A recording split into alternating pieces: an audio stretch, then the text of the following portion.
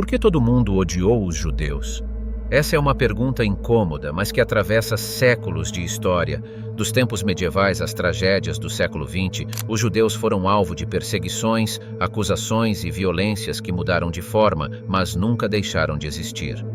Hoje, vamos investigar as raízes desse ódio, entender como ele sobreviveu por tanto tempo e por que, mesmo em pleno século XXI, ainda vemos sinais preocupantes de que ele está longe de desaparecer. Antes de começarmos, estamos rumo à meta de 1 milhão de inscritos. Parece distante, mas com a sua ajuda, podemos chegar lá. Inscreva-se agora, deixe seu like e faça parte dessa história. As origens do ódio. Império Romano. Imagine Roma no século I. Uma metrópole grandiosa, pulsante e barulhenta, onde as ruas de pedra eram preenchidas pelo som constante de rodas de carroças, passos apressados e vozes em dezenas de idiomas diferentes. O mármore branco de seus templos e palácios refletia o sol inclemente do Mediterrâneo, cegando os recém-chegados que desembarcavam no porto de Óstia. Nos mercados, o cheiro de especiarias orientais se misturava ao aroma forte de peixe fresco e ao barulho metálico das moedas trocando de mãos. Mercadores vindos de lugares tão distantes quanto a Espanha, a Mesopotâmia e o Egito disputavam espaço para exibir suas mercadorias exóticas, tecidos finos, perfumes, azeites raros, joias e estátuas de bronze. Era o coração de um império que se estendia por 3 continentes, ligando desertos, florestas, montanhas e mares sob uma única autoridade.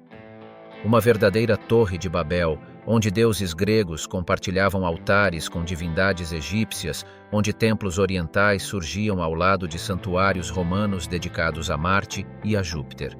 Era comum ver um soldado sírio acendendo incenso para Ísis, um patrício romano oferecendo vinho a Mitra ou um escravo africano reverenciando estátuas douradas de Serapis. O segredo dessa harmonia aparente residia na pragmática política de integração de Roma. Conquistar não significava aniquilar completamente a cultura local. Pelo contrário, desde que o território pagasse seus impostos e jurasse lealdade a Roma e, acima de tudo, ao imperador, as tradições locais eram, em geral, toleradas. Povos podiam manter seus rituais, suas festas, suas divindades, desde que nada disso ameaçasse a ordem e a autoridade central. Era uma tolerância calculada, útil para a estabilidade do império. Quase total, pois havia uma exceção que desafiava essa lógica: os judeus. Um povo de raízes antigas, portador de uma história milenar e de uma fé inquebrantável. Diferente dos demais, não aceitavam a simples ideia de somar seu Deus a um panteão estrangeiro. Não havia negociação possível. Para eles existia um único Deus verdadeiro, Yahweh, e todos os outros cultos eram idolatria. Essa recusa absoluta em misturar crenças era mais do que um traço religioso, era um muro cultural, visível e intransponível. Enquanto um grego podia, sem hesitar, prestar sacrifícios a Zeus e também reverenciar um faraó divinizado, um judeu jamais se prostraria diante da estátua do imperador, mesmo diante da tortura ou da morte. Para a mentalidade romana, isso não era apenas teimosia, era um ato de insubordinação, um desafio direto à autoridade imperial. Tácito, um dos maiores historiadores romanos, registrou sua impressão com palavras que seriam muito repetidas entre os intelectuais da época. Eram teimosos e diferentes, e em Roma, ser diferente muitas vezes significava ser considerado perigoso, subversivo, imprevisível. Pequenas atitudes do cotidiano reforçavam essa percepção. Suas leis alimentares rigorosas que os afastavam das refeições coletivas, o descanso absoluto aos sábados, interpretado como preguiça e improdutividade, e, sobretudo, a recusa em prestar culto ao imperador, o que para Roma equivalia a questionar o próprio alicerce do poder. Aos olhos romanos, essa obstinada resistência não era apenas uma peculiaridade cultural, mas uma faísca capaz de acender revoltas, e de fato, acenderia. Tensão e resistência. Em 19 d.C., a tensão entre judeus e romanos atingiu um ponto crítico. O imperador Tibério, em sua versão oficial, Alegou que a expulsão dos judeus se devia ao fato de eles estarem convertendo cidadãos romanos ao judaísmo, o que feria costumes e tradições da cidade. Mas, sob a superfície, a explicação era muito mais simples e, ao mesmo tempo, mais perturbadora. Aquele povo era considerado diferente demais, com leis próprias, ritos incompreensíveis e uma obstinada recusa em se moldar ao modelo cultural que Roma impunha aos povos conquistados. E pior, não demonstravam qualquer disposição para abandonar essa identidade. Quando irrompeu a revolta liderada por Simão Bar Coquebas, um líder carismático que para muitos judeus era o Messias prometido. Foi um levante de proporções épicas que mobilizou toda a força de um povo decidido a retomar a autonomia perdida. Por 3 longos anos, as legiões mais bem treinadas e temidas do planeta enfrentaram uma resistência desesperada, feita de emboscadas, fortalezas ocultas e uma fé inabalável. Mas no fim, a máquina de guerra romana, sustentada por recursos quase ilimitados e disciplina implacável, prevaleceu. A resposta do imperador Adriano foi tão severa que entraria para a história como uma das mais brutais tentativas de apagar uma identidade nacional. Não bastava derrotar militarmente a revolta, era necessário erradicar a própria memória de um povo. Jerusalém foi despovoada de judeus e transformada em uma colônia romana chamada Aelia Capitolina, onde sua entrada lhes foi proibida sob pena de morte. A circuncisão, um dos pilares da fé judaica, foi criminalizada. Rolos da Torá foram queimados em praça pública, mestres e rabinos foram caçados e executados. Até o nome da província foi modificado.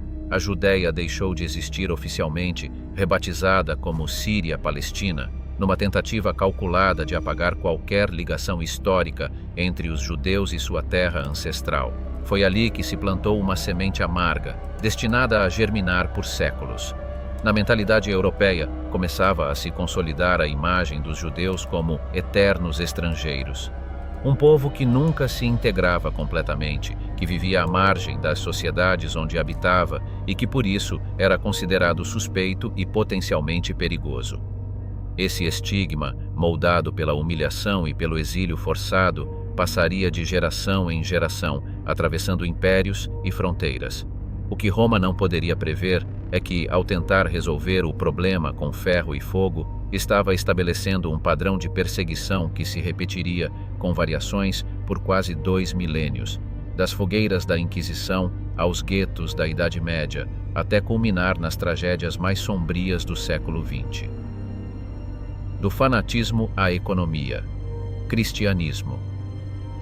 No ano de 313, o imperador Constantino promulgou o Édito de Milão, legalizando o cristianismo em todo o vasto Império Romano. O que antes era uma fé marginal, praticada nas sombras e perseguida de forma implacável por quase 3 séculos, passava agora a gozar de reconhecimento oficial e até mesmo de privilégios. Essa mudança não foi apenas uma questão de tolerância religiosa, ela transformou profundamente o equilíbrio espiritual e político do mundo romano.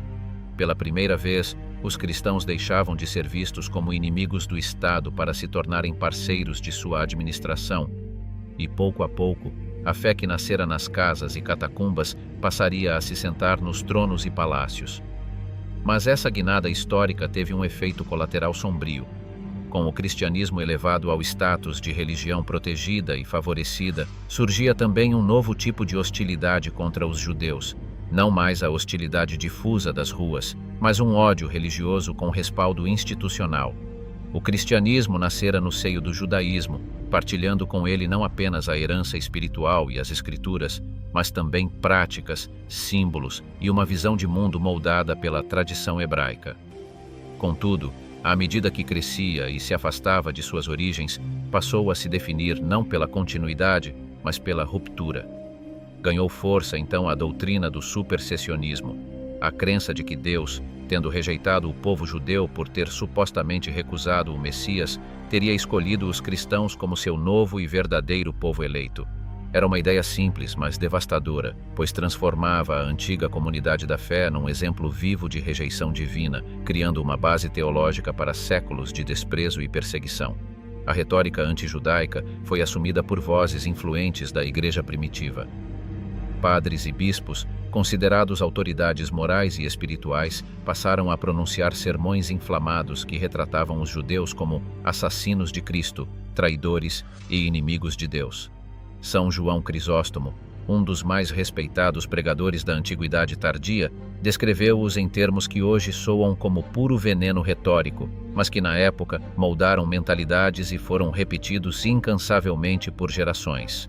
Esse discurso não ficou preso aos pergaminhos ou aos púlpitos, infiltrou-se nas leis, nas práticas sociais e até nas relações comerciais, sedimentando uma visão de mundo na qual o preconceito contra os judeus era não apenas aceitável, mas virtuoso. Quando, no final do século XI, a Europa cristã entrou na Era das Cruzadas, essa base ideológica encontrou um novo campo para se manifestar, agora armado com espadas e estandartes. Em 1095, o Papa Urbano II. A promessa era de indulgências espirituais e glória eterna, mas a chama que se acendeu nas praças e igrejas rapidamente se transformou num incêndio de violência. Antes mesmo de atravessar os Alpes ou chegar ao Mediterrâneo, muitos grupos de cruzados decidiram voltar suas armas contra um alvo muito mais próximo, as comunidades judaicas da Europa Central. O Vale do Reno, que abrigava centros judaicos prósperos e cultos, tornou-se palco de um massacre. Em cidades como Worms, Mogúncia e Colônia, sinagogas foram profanadas, famílias inteiras assassinadas e os sobreviventes coagidos a escolher entre a conversão forçada ou a morte. Em alguns casos, os líderes locais tentaram proteger seus vizinhos judeus, escondendo-os em fortalezas ou prédios da administração, mas a fúria popular, alimentada por séculos de sermões hostis, varreu qualquer barreira. O horror atingiu seu auge em Metz, onde, diante da perspectiva de batismo à força, muitos judeus optaram pelo suicídio coletivo, encerrando suas vidas na convicção de que, assim, preservariam sua fé. Perseguição étnica. Com o tempo, a perseguição aos judeus deixou de depender apenas do fervor religioso e passou a se alimentar de mentiras calculadas, cuidadosamente moldadas para inflamar o medo e justificar a violência. Em 1144, na Inglaterra, um monge da cidade de Norwich espalhou uma acusação que marcaria os próximos séculos.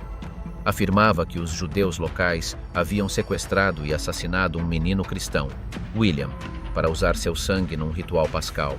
Não havia testemunhas, provas ou qualquer lógica na alegação, apenas a combinação venenosa de superstição popular, desconhecimento sobre os costumes judaicos e um ambiente já saturado de hostilidade.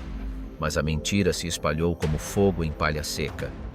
Assim nasceu a chamada acusação de sangue, um mito perverso que ganharia diferentes versões ao longo da Idade Média e que, sempre que ressurgia, deixava atrás de si um rastro de pogroms, execuções sumárias e comunidades inteiras destruídas. Bastava o sumiço de uma criança, um boato sussurrado em uma taberna ou um sermão inflamado e o ciclo se repetia: medo, fúria, linchamento. No século XIV, um novo desastre daria combustível a outra onda de violência. Entre 1347 e 1351, a peste negra ceifou dezenas de milhões de vidas na Europa, talvez um terço da população do continente. Diante de um inimigo invisível e incompreensível, as pessoas buscaram culpados e, mais uma vez, os judeus foram apontados como responsáveis. Boatos se espalharam de que eles envenenavam poços para deliberadamente propagar a doença. Em 1348, a paranoia atingiu proporções apocalípticas. Em Estrasburgo, cerca de 900 judeus foram queimados vivos numa única praça. Em Basileia, toda a comunidade foi trancada numa construção de madeira e incendiada. Em cidades da Suíça, Alemanha, Espanha e França, os massacres se multiplicaram.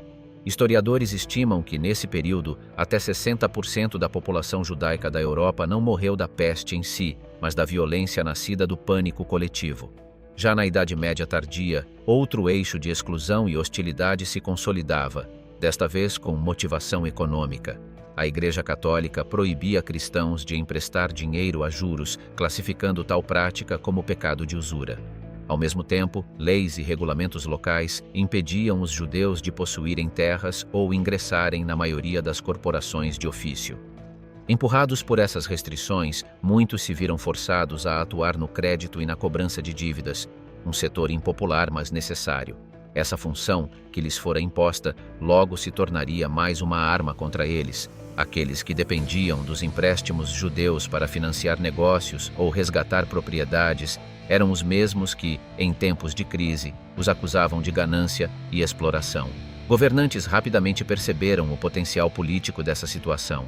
Sempre que precisavam aliviar tensões internas ou encher os cofres, bastava direcionar o ódio popular contra os judeus. Confiscava-se seus bens, anulavam-se dívidas e, de quebra, fortalecia-se a imagem do monarca como defensor do povo. Em 1290, o rei Eduardo I expulsou todos os judeus da Inglaterra, apropriando-se de suas propriedades e cancelando as dívidas de seus súditos.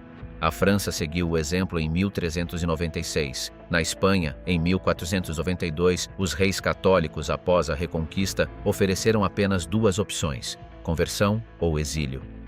Portugal, em 1497, foi além. Determinou a conversão forçada e sequestrou crianças judias para garantir a pureza da fé de suas famílias. Ao longo dos séculos, formou-se um padrão implacável. A cada geração, uma nova razão era inventada para sustentar o mesmo ódio ancestral. Ora religiosa, ora supersticiosa, ora econômica, a justificativa mudava conforme as conveniências do momento, mas o alvo permanecia o mesmo. Essa continuidade não apenas atravessou a Idade Média, como criou o alicerce para perseguições de proporções muito mais devastadoras nos séculos seguintes, quando a intolerância ganharia novos nomes, novas ideologias e meios ainda mais letais para se impor. O que está achando do conteúdo? Nós já vamos continuar, mas antes, lembre-se de verificar se você está inscrito no canal, ative o sininho para ser notificado sempre que novas produções forem postadas e deixe o seu gostei. Apoie nosso trabalho diretamente. É só comentar: quero mais histórias. Fazendo isso, você nos motiva a seguir trazendo vídeos como esse e ainda ajuda o canal a alcançar mais pessoas, ok? Tudo pronto? Tem certeza? Então vamos prosseguir. O ódio disfarçado de ciência. Velhos fantasmas. No século XIX. No século XIX, a Europa vestia seu traje de modernidade. As ruas de Paris brilhavam com iluminação a gás, locomotivas cortavam campos outrora isolados e a ciência prometia desvendar todos os segredos da natureza humana. Era a era do progresso, da razão, do positivismo. Mas, sob essa superfície reluzente, velhos fantasmas ganhavam novas máscaras. O antissemitismo, longe de desaparecer, ressurgia travestido de ciência. Foi nesse clima que o jornalista alemão Wilhelm Marr cunhou um termo que soaria familiar e ameaçador por gerações: antissemitismo.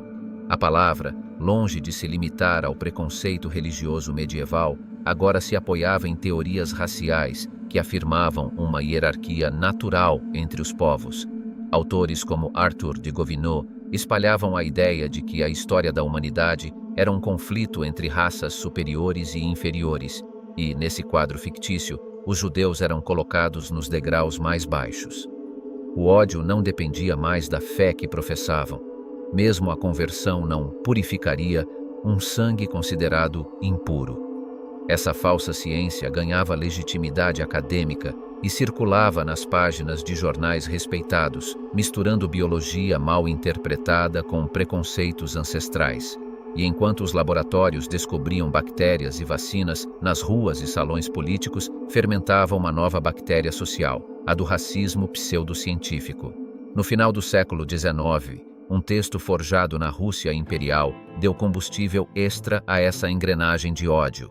Os protocolos dos sábios de Sião, falsificação grosseira, afirmavam revelar um suposto plano secreto dos judeus para dominar o mundo. Apesar de desmentida inúmeras vezes, a obra foi reeditada, traduzida e nos Estados Unidos promovida com entusiasmo por Henry Ford, que financiou sua impressão em massa.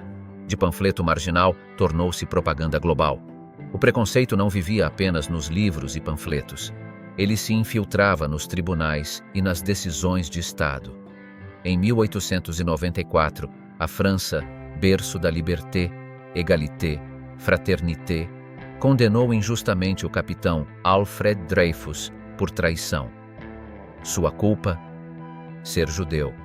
O caso dividiu o país e expôs a profundidade do ódio, mesmo em uma das sociedades mais orgulhosas de seu racionalismo. O jornalista Theodor Herzl, cobrindo o julgamento, concluiu algo perturbador: os judeus jamais estariam seguros na Europa.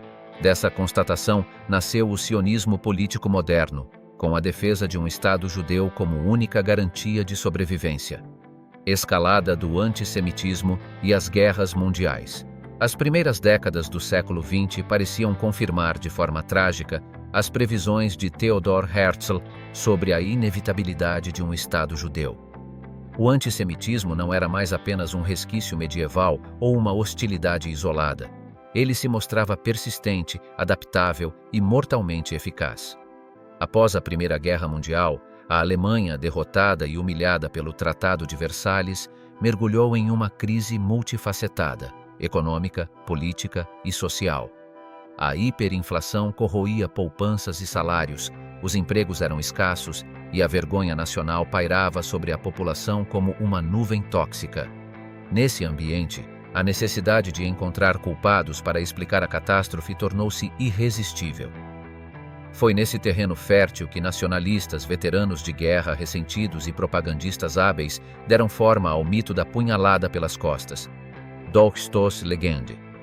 A narrativa sugeria que o fracasso militar não fora resultado da derrota estratégica ou das circunstâncias externas, mas de uma conspiração interna. Judeus, comunistas, socialistas e outros supostos traidores teriam minado os esforços da pátria desde dentro. A ficção, amplificada pelos jornais, pelos discursos de políticos extremistas e pelo imaginário popular, se infiltrou em cada camada da sociedade, tornando-se um discurso quase consensual que misturava raiva, medo e ressentimento. Quando Adolf Hitler, seu talento para a oratória, sua capacidade de manipular o descontentamento coletivo e sua visão para transformar preconceito histórico em política de Estado permitiram que ele convertesse séculos de hostilidade difusa em um programa sistemático de exclusão e destruição. Não se tratava apenas de retórica. Era um plano meticuloso que combinava racismo pseudocientífico, ultranacionalismo e estratégias de controle social, econômico e cultural. O passo a passo dessa escalada foi frio e calculado. Em 1935, surgiram as leis de Nuremberg, que institucionalizaram a segregação. Os judeus perderam cidadania, direitos civis e ficaram proibidos de casar ou manter relações sexuais com não-judeus. Era o primeiro estágio de uma violência legalizada, onde o Estado tornava-se o executor do preconceito histórico. Em 1938, a Kristallnacht, Noite dos Cristais, marcou a transição para a violência física aberta. Sinagogas foram incendiadas, lojas destruídas, casas saqueadas e dezenas de milhares de judeus foram presos. Essa noite não foi um ato isolado, mas um aviso explícito de que a sociedade toleraria e incentivaria a perseguição sistemática. Com o início da Segunda Guerra Mundial, em 1939, os nazistas expandiram sua estratégia de confinamento. Na Polônia ocupada, guetos murados foram estabelecidos, aprisionando comunidades inteiras em condições insalubres, de fome, doenças e miséria extremas. Cada gueto era uma cápsula de sofrimento planejada para desgastar física e moralmente seus habitantes antes do próximo passo, a destruição total. Em 1942, a Conferência de Wannsee formalizou o que até então era veladamente ensaiado: a solução final, a aniquilação sistemática dos judeus europeus. O genocídio deixou de ser um conjunto de pogroms isolados e se transformou em política de Estado, com câmaras de gás, fornos crematórios e valas comuns em Auschwitz, Treblinka, Sobibor, Belzec, Majdanek e tantos outros lugares. Entre 1941 e 1945, cerca de 6 milhões de judeus foram mortos. Não por um surto de violência irracional, mas como ponto culminante de séculos de preconceito religioso, político e cultural que os pintava como intrusos, traidores ou inimigos da humanidade. O pós-guerra trouxe revelações chocantes. Soldados aliados documentaram com câmeras e filmes a extensão da brutalidade. Corpos empilhados, sobreviventes reduzidos a pele e ossos, vestígios de tortura e assassinato sistemático. Os julgamentos de Nuremberg deram voz às vítimas, registrando juridicamente o planejamento meticuloso do genocídio. Naquele momento, parecia possível acreditar que um nunca mais ecoaria de forma universal. No entanto, a memória coletiva mostrou-se frágil. O antissemitismo não desapareceu, apenas se adaptou. Ao longo das décadas, ele reapareceu sob novas formas: teorias conspiratórias, ataques a sinagogas, profanação de cemitérios e discursos de ódio que reciclam, com palavras diferentes, os mesmos venenos de outrora. A história do século XX ensina que o passado não está enterrado. Ele continua a bater à porta, lembrando que o ódio, quando alimentado e tolerado, é capaz de se reinventar e perpetuar a tragédia. O desafio do século XXI é reconhecer essa continuidade e compreender que a vigilância, a educação e a memória histórica não são apenas atos de preservação, mas instrumentos essenciais para impedir que a barbárie se repita. Afinal, o Holocausto não foi apenas o fim de uma história judaica, mas um alerta universal sobre os perigos de subestimar o poder destrutivo do preconceito humano. O antissemitismo hoje. Em 2022, os Estados Unidos registraram um aumento de 36% nos incidentes antissemitas, um salto alarmante que reacendeu feridas históricas que muitos acreditavam cicatrizadas. Esses números não são apenas estatísticas. Eles representam ataques reais contra indivíduos, famílias e comunidades inteiras que vivem sob a sombra constante de hostilidade e medo. Já em 2023, o início do conflito entre Israel e o Hamas provocou uma escalada ainda mais intensa. Em Nova York, os ataques a judeus dispararam 214%, revelando que, mesmo em sociedades consideradas modernas e democráticas, o ódio pode rapidamente sair do discurso para a ação. Na Europa, a situação não é menos preocupante. Sinagogas continuam sendo vandalizadas, cemitérios judaicos profanados, fiéis atacados em plena rua, atos que lembram os pogroms medievais e os surtos de violência que marcaram séculos de perseguição. É um lembrete doloroso de que, embora a história tenha mostrado a extensão do sofrimento judaico, nem sempre ela foi suficiente para conter a repetição dos mesmos padrões de ódio. Como vimos ao longo de nossa jornada histórica, o preconceito contra os judeus assumiu diferentes formas, mas nunca mudou em essência. Ele se apresentou como xenofobia romana, fanatismo religioso cristão, ressentimento econômico medieval ou racismo pseudocientífico moderno. Sempre foi maleável, adaptando-se às circunstâncias de cada época. Guerras, crises econômicas, disputas ideológicas ou religiosas, sempre encontrando novas justificativas para a mesma hostilidade profunda. O antissemitismo comporta-se, portanto, como um vírus social. Ele se infiltra nas instituições, nos discursos políticos, nos mitos e nas tradições culturais, mutando conforme as vulnerabilidades da sociedade. E talvez essa seja a lição mais perturbadora. O ódio milenar contra os judeus nunca falou verdadeiramente sobre eles, falou sobre nós, sobre nossos medos, nossas inseguranças, nossa propensão a transformar frustração e ignorância em violência e perseguição, sobre nossa facilidade em apontar o outro como responsável por crises que, muitas vezes, têm causas complexas e multifacetadas. Essa reflexão impõe uma inversão desconfortável de perspectiva. A pergunta não é simplesmente por que todos os odiaram? A pergunta profunda é: o que esse ódio revela sobre a condição humana, sobre nossas fraquezas e nossos perigos permanentes? Porque se a história serve como alerta, ela mostra que basta uma fagulha, uma crise econômica, um conflito, uma mentira persistente, um líder disposto a semear divisões, para que os fantasmas de séculos passem a